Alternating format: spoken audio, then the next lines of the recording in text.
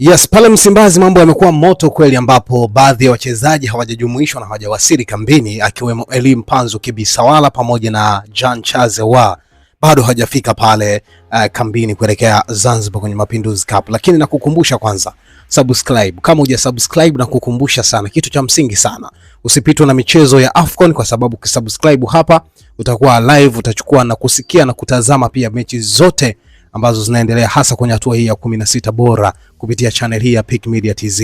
Lakini sio hivyo tu, utapata nafasi pia kutazama kupitia simu yako janja michuano mingine kama ligi kuu ya Tanzania Bara, Mapinduzi Cup na michezo mingine ambayo hurushwa hapa kupitia Pick Media TZ. Usipitwe, wajanja wote wamejikusanya hapa na wanatazama Pick Media TZ.